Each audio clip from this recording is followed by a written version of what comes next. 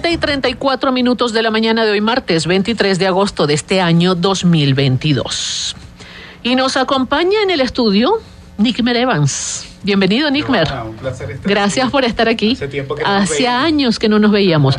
Nickmer es politólogo, es magíster en psicología social, profesor universitario, es presidente del movimiento Democracia e Inclusión y es precandidato para las elecciones presidenciales. Valiente, Nickmer, ¿no? Bueno, es un problema de necesidad, no solamente de valentía. El país necesita alternativas. Y aun cuando se dice por ahí que hay muchos precandidatos, lo primero que tenemos que Que en honor a la verdad hay bastantes. Pero lo primero que tenemos que evaluar es hasta dónde van a llegar. Claro. Nosotros tenemos la claridad de que vamos a llegar hasta el final de la posibilidad del ejercicio de la unidad de la oposición. Uh-huh. Pero además también la pregunta es ¿cuántos hay que tengan propuestas?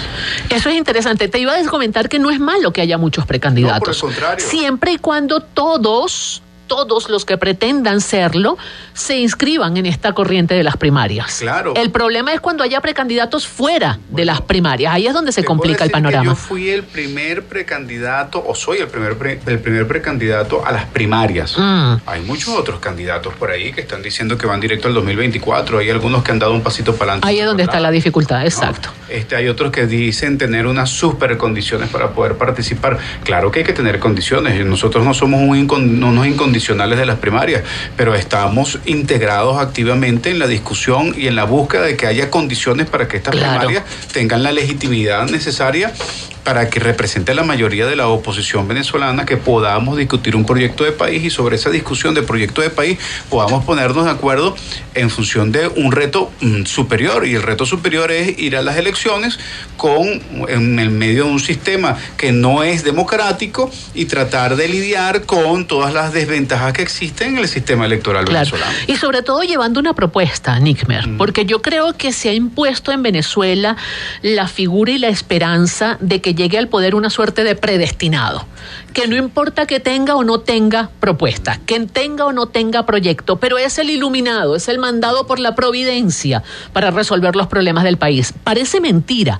pero esa idea ha calado mucho en el venezolano. Es tanta la desesperación por cambiar las cosas que la gente se aferra a cualquiera que le vea algún destello de predestinado, ¿no? Bueno, Giovanna, yo tengo un asesor, amigo, A ver. que me dice que no diga esto, pero a mí me encanta decir esto. Tú eres medio irreverente, siempre lo has sido. Sí, yo soy un antiídolo. O sea, cualquiera ve el estereotipo de los candidatos y dice, este muchacho es candidato. Además me dicen muchacho, menos mal, y gracias a Dios todavía me veo joven. Pero son 47 años. En todo caso, la gente dice, no, pero en verdad, él está aspirando a ser presidente. Bueno, sí. El asunto no es un problema solamente de imagen, el problema es un conjunto de ideas y las capacidades.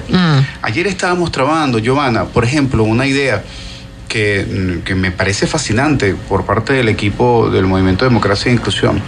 Nosotros prácticamente nos pusimos a soñar un rato en cuál sería el gabinete ideal de un gobierno presidido por Nickmer Evans. Y nos dimos cuenta que sería un gabinete en donde no habría militantes del Movimiento de Democracia e Inclusión prácticamente. ¿Será porque tienen pocos militantes? No solamente por eso, no porque estamos creciendo efectivamente, sino porque tenemos que buscar a los mejores. Así es, ese es el compromiso. Tenemos que buscar, no quisiera decir nombres para no comprometer a nadie, pero en este momento, sino cuando lo tengamos verdaderamente listo y lancemos la propuesta. Pero aquí hay gente muy capacitada en el área económica, en el área petrolera, y además sin distingo de postura ideológica ni de dónde vengan. Así es. O sea, hubo gente que trabajó con Chávez que tenía los méritos necesarios para hacerlo, quizás no todos, pero lo había.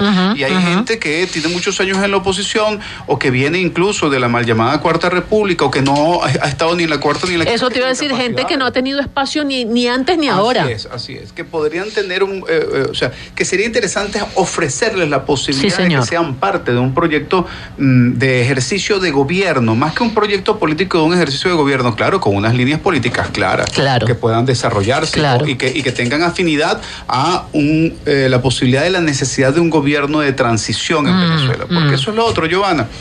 Muchos no están planteando proyectos, pero sí están planteando la idea que aquí hay que llegar al gobierno para hacer limpieza, caída y mesa limpia. Cerrar un paréntesis. Hay quienes creen que hay que cerrar un paréntesis. Que es una cosa definitiva lo que va a suceder, y creo que dista mucho de la capacidad y de la realidad venezolana. O sea, desconocer que el próximo que vaya a gobernar este país va a gobernar con unas fuerzas armadas que ha gritado las consignas que han gritado y que utilizan las consignas que utilizan, sí.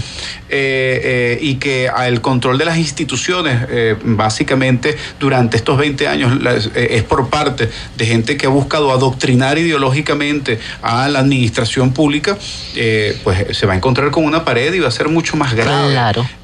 Tratar más bien de entender que debemos generar una condición de transición hacia unas mejoras y desarrollo de la condición democrática en el país y la reconstrucción del Estado de Derecho y Justicia, pues no va a ser fácil.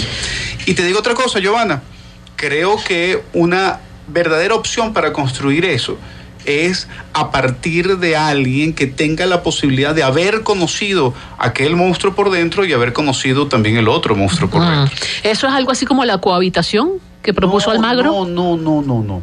Fíjate, yo incluso a Almagro, a quien aprendí a respetar muchísimo, a pesar de algunas diferencias en algún momento mías con él, no él conmigo, evidentemente. Sin embargo, creo que después de haber asumido un discurso tan radical como el que asumió Almagro en su momento, pues tratar de ahora de creo yo incluso retroceder, echar un paso atrás y hacer una rectificación tan poco coherente con sus posturas anteriores, podría ser válida, pero a mí me parece incongruente. Pero pudiera ser una rectificación también, sí. Pudiera ser que ya está asumiendo conciencia, ¿no? Sin duda, pero es que el problema no es un problema de cohabitación al final, o sea, pero es que también hay una realidad, Nigmer. Aquí en este país no hay nadie, ni del lado del oficialismo, ni del lado de la oposición, que pueda garantizar por sí solo la paz y la gobernabilidad del país. Que no, tiene que ser. Ese nombre mágico no existe. Por eso es que tratar de pensar en un gobierno de transición con la posibilidad de avanzar en el equilibrio, en la gobernabilidad y la gobernanza, pasa además por una serie de mecanismos que hay que plantear en función de que eso se logre. Claro. Pero además también es desprendernos de ese criterio mesiánico que nos ha traído hasta este momento en Venezuela. Y no solamente estoy pensando en Chávez, estoy pensando también en Carlos Andrés Pérez, o sea, estoy pensando en el caudillismo venezolano, en el estereotipo del liderazgo venezolano que lamentablemente, aupado por un pueblo emocionado por pensar que un hombre en la tierra va a resolver los problemas de todo un pueblo, pues sinceramente ha sido uno de los elementos que ha determinado culturalmente la definición de los liderazgos en Venezuela y ha definido el perfil de los gobiernos que hemos tenido en los últimos años. Así es. Entiendo que ustedes sí tienen propuestas, a diferencia de muchos otros que se autodenominan precandidatos. Entiendo que Nigmer Evans sí tiene una propuesta, es más, tiene un nombre, se llama Venezuela 20 puntos, ¿cierto? Correcto. ¿En qué consiste? Giovanna, la propuesta de nosotros, primero, está en la etapa abierta, ¿no? Está en la etapa de intercambio. Okay. O sea, está todavía en fase de construcción. Tenemos una serie de líneas que están claramente definidas. Las líneas gruesas. Pero que no están cerradas a generar el intercambio necesario con los sectores, con expertos, gente de la sociedad civil, e incluso la idea está tan abierta que está sometida a las primarias, o sea, está sometida a discutirlo con otros candidatos si tienen algún otro proyecto que pueda o diferenciarse o pueda complementarse. Mira, Venezuela 20 puntos tiene dos planos de criterio de desarrollo fundamental. Uno primero, que es el tema económico y social, combinado con el elemento evidentemente político, y el otro es un tema jurídico de una serie de reformas que hay que hacer. En el primer plano, nosotros centramos la atención, Giovanna, en el tema de la necesidad de la vuelta a la concepción de la República en Venezuela, y eso se traduce en la necesidad de generar la garantía de la división de poderes. Y esta división de poderes en Venezuela, que ha sido centrada fundamentalmente y durante todos estos años en el Ejecutivo, nosotros creemos que debe dar un giro hacia el Poder Judicial. El tema del Poder Judicial para nosotros es clave porque creemos que es el poder garante de la posibilidad de que haya una verdadera división de poderes. Pero mientras tengamos jueces que son designados a dedo, que no tienen ningún tipo de mérito para poder ser jueces, pues evidentemente que, y además se van a deber a quien los puso a dedo, pues evidentemente que no vamos a poder. Yo creo, perdón que te interrumpa, Nickmer, pero yo creo que más que apuntar como objetivo a la división de los poderes, a lo que hay que apuntar es a la autonomía de los poderes, porque la división puede ser absolutamente teórica. De hecho, el texto constitucional garantiza la división de los poderes. La división está, y tan está que vemos cada poder con un nombre, con una identificación específica, con una sede diferente, con una cabeza diferente, pero lo que no hay es autonomía de los poderes. Yo creo que es allá donde hay que aumentar. Precisamente por eso, Giovanna, es que nosotros estamos apuntando, por ejemplo, en el caso del Poder Judicial, a la posibilidad de que haya jueces que no dependan del Ejecutivo que lo nombre, o el que está en el Ejecutivo que los nombre. ¿Y cómo se escogerían los jueces? No, tal como está establecido en el Poder Judicial a través de la Constitución. O sea, los jueces venezolanos deberían ser escogidos a través de concursos públicos por credenciales. Ahora, hoy en día todos son jueces accidentales o transitorios, y eso justifica entonces designarlos a dedo. Entonces ya eso hace que el Poder Judicial dependa de quien te designe. Tema aparte, por ejemplo, también el tema del fiscal. Que ya sería un tema de reforma constitucional, pero el tema de los jueces no depende de una reforma constitucional, depende de aplicar la Constitución. O sea, a partir de esos que nosotros podamos regularizar y darle equilibrio al Poder Judicial, nosotros podemos empezar a pensar en unas cosas mucho más avanzadas, como por ejemplo el tema de la reconciliación social, Giovanna. La necesidad de reconciliar socialmente a Venezuela parte del principio de reconocer que hay otros que también pueden ser parte activa de la construcción de un país distinto y que incluso han sido parte activa de los últimos años. Pero es importante que esa reconciliación social, que la necesidad de esa integración, de comprender que no es un problema de la ideología marxista que ha tratado de plantearse en el país, de la lucha de clases, sino que es la búsqueda de la articulación y la armonía del trabajo de todos los sectores sociales, políticos y económicos de este país para poder lograr un objetivo país. Creo que es una de las posibilidades de avance más grandes que podría generarse. No podemos llegar nosotros al poder para buscar retaliación, sino por el contrario, para poder aplicar justicia a través de la posibilidad de la integración de todos los sectores sociales y políticos, pero eso sí, con cero impunidad. Entonces ese es el tercer aspecto. Cero impunidad, intolerancia absoluta a la corrupción, absoluta intolerancia a la impunidad. O sea, aquí el que tenga que pagar algo tendrá que pagarlo siempre y cuando sea a través de la justicia y no de la venganza. Exactamente. ¿No? Y eso nos va a permitir entonces avanzar en la garantía de una reconciliación social, que quienes están hoy definidos políticamente, tratando de ascribirse a un sistema que la mayoría hoy rechaza, no sientan la desconfianza o la imposibilidad de poder defender y seguir defendiendo sus ideas siempre y cuando no te hayas robado una plata o hayas violado derechos humanos. Ahí nos está un condicionamiento que sin duda alguna es absolutamente imposible de poder solventar. Ahora, hay un cuarto elemento que envuelve a todo esto. Si nosotros logramos articular esto en conjunto con una serie de modificaciones en el área económica, nosotros vamos a poder avanzar definitivamente hacia la posibilidad de un aumento de expectativas en relación a la esperanza de la calidad de vida de los venezolanos. En relación con el tema de la economía, Joana, nosotros estamos planteando un sistema que es un sistema tripartito. Hemos tomado el principio de la OIT en relación a los procesos de negociación que se generan a través del planteamiento de sentar en una misma mesa al sector privado, al sector de los trabajadores y el Estado, y lo hemos querido adaptar a la necesidad de una instancia de planificación central en relación a las estrategias para el desarrollo del país. Fíjate tú que a pesar de ser una planificación central no va a depender del Estado.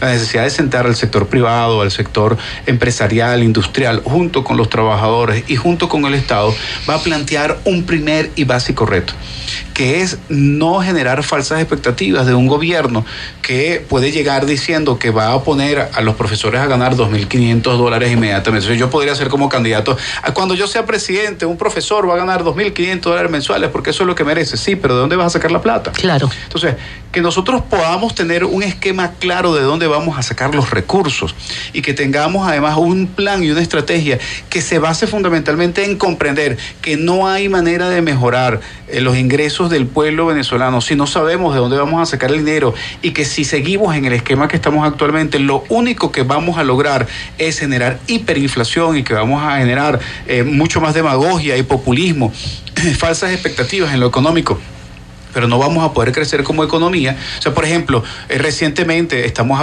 escuchando al gobierno hablar de crecimiento. O sea, Venezuela no ha crecido. Venezuela solamente ha rebotado después de llegar al foso más... ha dejado de caer.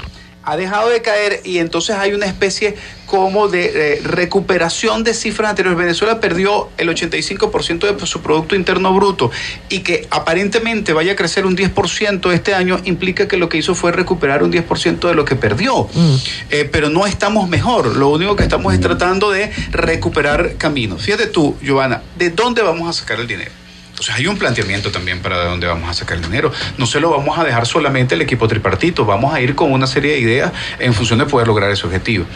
No sé si tú conociste la experiencia de Correa al principio de su primer periodo. No es el mejor ejemplo de gobierno, pero sí en el área económica hay cosas. Rafael Correa en Ecuador, que hay que tomar como ejemplo de manera interesante. Rafael Correa en el principio de su gobierno, tenía una gran fuga de capitales y a través de una serie de convenios internacionales donde Ecuador era parte quien suscribía, logró, ganando la confianza de los otros países y a través de estos convenios poder recuperar una cantidad de recursos que se habían fugado. Venezuela tiene 650 mil millones de dólares fugados en los últimos 20 años. Estos son cálculos que hemos estimado, pueden ser muchos más. Imagínate tú por un momento que llegue un gobierno que genere confianza en el contexto internacional y que pueda activar una serie de mecanismos que ya existen de donde Venezuela está suscrita. O sea, ¿estás hablando de financiamiento internacional? No, estoy hablando primero de recuperar nuestros reales. Ok.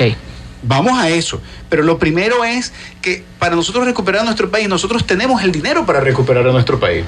El asunto es que se lo han robado. Durante años se los llevaron del país. Están en haciendas, en caballos, están en apartamentos, están en cuentas personales en el exterior. En Andorra, en Suiza, o sea, el dinero está. Y hay países que ya han tomado medidas y han incautado esos recursos. Sí. Ahora, esos recursos tienen que regresar a Venezuela, esos recursos son venezolanos. No seamos ingenuos, no va a regresar el 100%, ya mucho de ese dinero se quemó en el medio del camino. Ya hay procedimientos judiciales en otros países que han generado la posibilidad de la dificultad de que regrese, pero solamente con que logremos en unos 3 o 4 años el regreso del 10% de los 650 mil millones de dólares. Estamos hablando de 65 mil millones de dólares que equivalen hoy a 4 veces el presupuesto del país. ¿Y tú crees que en 4 años se pueda generar la confianza necesaria y suficiente para que ese dinero regrese? No, porque está también el tema, parte de ese dinero sí está en cuentas personales, pero parte de ese dinero también, y hay que decirlo, está de alguna manera resguardado por gobiernos extranjeros. Claro. Y esos gobiernos extranjeros no lo van a aflojar hasta tanto no tengan la certeza de que va a quedar, digamos, en unas buenas manos, de que va a ser bien gerenciado. Claro. La confianza tiene que generarse de manera inmediata y eso tiene que ser un efecto político. El efecto político es de la posibilidad de que quien llegue al gobierno cuando haya elecciones presidenciales en el 2023 o 2024 se logre avanzar en una propuesta, en una acumulación de fuerzas que además ya empiece a generar unas relaciones en el contexto internacional que dé garantías de que aquí va a haber un respeto del Estado de Derecho y Justicia, que con un poder judicial se va a garantizar que no haya expropiaciones arbitrarias. Hubo una sentencia, no sé si lo viste ayer, hubo una sentencia del TSJ a favor de un ciudadano colombiano de una empresa en Aragua, donde dice que garantiza la inversión extranjera en Venezuela. Y eso es un precedente interesantísimo que paradójicamente sale el mismo día que se produce la sentencia en Washington en contra de Venezuela por la expropiación de ConocoPhillips. Entonces uno dice, ya va, o estamos rectificando o estamos enmascarando. ¿Qué estamos haciendo? Los contrastes son muy violentos en ese sentido. Brutales. Porque mientras sale, por ejemplo, el tema de la devolución del Sanvil, que es una de las pocas referencias de devolución de algún tipo de expropiación en los últimos años. Yo te lo devuelvo, pero tú corres con los gastos de la recuperación de la instalación. Sino que además de todos los años perdidos, pues en paralelo sigo expropiando. En paralelo sigo teniendo empresas además expropiadas que están absolutamente en la quiebra y que las hago absolutamente improductivas. Por eso es que Venezuela, además de poder activar esos convenios internacionales para la repatriación de capitales, necesita ganarse la confianza, porque tenemos que ir inevitablemente, Johanna, a el financiamiento internacional. Y eso quiere decir que tenemos que apelar al Banco Mundial y al Fondo Monetario Internacional. Como lo hizo Argentina. Claro, y debemos apelar a la posibilidad del financiamiento de una serie de recursos. ¿Para qué, Johanna? Fundamentalmente para la inversión de los servicios públicos. Y te voy a explicar porque cualquiera diría, pero ¿cómo es eso? ¿Cómo que tú, primero la industria petrolera? No. La industria petrolera no va a funcionar si no tiene electricidad. Así es. Si no tiene la posibilidad de inyectar gas, si no tiene la posibilidad de tener telecomunicaciones. Aquí el centro fundamental de atención de todo lo que nosotros hagamos para financiamiento internacional tiene que ser para garantizar servicios públicos que le den calidad de vida a la gente, pero que también tenga la posibilidad de darle calidad al sector empresarial, para girar en torno a tres planos fundamentales de la acción de desarrollo económico. Y te los voy a nombrar en prioridad. Brevemente, porque se nos acaba el tiempo. Turismo. Ajá. Después del turismo, inversión en ciencia, tecnología y desarrollo agropecuario, y después el petrolero. No es que uno sea primero, otro después, pero el petrolero no es el primero. El petrolero tiene que ser un soporte que realmente garantice la posibilidad de que aprovechemos eso que tenemos bajo tierra, pero lo que realmente nos va a generar trabajo, lo que realmente nos va a generar, uno de los principales generadores de empleo en el mundo entero es el turismo. Y la ciencia y la tecnología y la capacidad que tenemos nosotros de desarrollar al Estado Portuguesa, al Estado Cojedes, a Barinas, a Apure, con inversión extranjera también. Claro, por supuesto. Con los iraníes. Nosotros podremos, no precisamente con ellos. Si ellos pueden ser parte de un mecanismo transparente en donde ellos opten por la posibilidad de la inversión, pues nosotros no podemos estar rechazando inversión. La transparencia del mecanismo lo va a determinar es la institucionalidad de Venezuela, que es la que fiscaliza y controla. Pero si tú le concedes 1 millón de hectáreas con total autonomía, sin ningún tipo de... Tú lo que estás entregando es soberanía. Es otra cosa. Ahí no hay un tema económico ni tampoco de inversión. Además, a Vietnam se le entregó hace unos años también una serie de tierras. ¿En dónde está la producción de esas tierras? ¿En dónde está el rendimiento del beneficio de esas entregas de esas tierras a Vietnam? Pero es que no vayamos muy lejos, no pensemos nada más en extranjeros. Se le han entregado tierras a venezolanos con créditos inclusive para favorecer la producción. ¿Y dónde está? Así es. ¿Quién rinde cuentas? ¿Cuántos eventos no han sido denunciados cuando Chávez, incluso con el mismo Maduro, de grandes inauguraciones de empresas, productoras de alimentos, que lo que hacían era que la máquina no funcionaba y por detrás había gente pasando el producto para que llegara empaquetado al otro lado? O sea, eso es a gritos algo que se sabe dentro del chavismo y que ya se sabe fuera del chavismo también. Sí. ¿No? Inclusive hubo empresas que compraban el producto en el exterior y aquí le cambiaban el empaque y lo vendían como producto de producción nacional. Todavía, eso era terrible. Pero todavía aquí se compraban las máquinas procesadoras para hacer la harina de maíz y cuando observabas estaba contraenchapada, era una máquina vieja comprada en Italia y que tenía una chapa de Irán. O sea, denuncias gravísimas que han sido registradas, públicas e incluso a nivel institucional y que sin embargo pues siguen siendo el pan nuestro de cada día en relación al proceso. Pasó lo que yo me temía que iba a pasar, el tiempo no nos alcanzó. Claro. ¿Hay forma de conocer más detalles de esta propuesta Venezuela 20 puntos? Sí, claro, pueden entrar a la página nickmerevans.net, pueden entrar a la página mdivenezuela.net. Y pueden también a través de mis redes, permanentemente estamos presentando lo que es todos estos elementos. Nosotros estamos en el proceso de compendiar, no llegamos al tema de las reformas constitucionales. Sí, o sea, ese es un tema, es que vamos a tener que volver a hablar, la necesidad sin de duda alguna. La reelección indefinida y todo lo que hay que hacer para garantizar que aquí no llegue un Chávez azul o un Chávez amarillo, sino que llegue un venezolano que llegue al poder e inmediatamente se plantee la alternabilidad del poder en Venezuela y la necesidad de incidir en las elecciones de la Asamblea Nacional y ganar aplastantemente la Asamblea Nacional para generar esa reforma es un paso fundamental en ese sentido. A través de mis redes sociales, @nickmerevans, que es @NICMEREP_ANS, también van a encontrar suficiente información en ese sentido. 1.000.000 de gracias por estar con nosotros. Y esta es la primera de muchas conversaciones. Claro, por supuesto. Te comprometo públicamente. Por favor. Era Nickmer Evans, politólogo, magíster en psicología social, profesor universitario, presidente del Movimiento de Democracia e Inclusión y precandidato a las primarias presidenciales. Se nos acabó el tiempo, se nos fue la segunda hora, pero aún tenemos más para compartir con todos ustedes. Vamos a una pausa y enseguida volvemos aquí y ahora.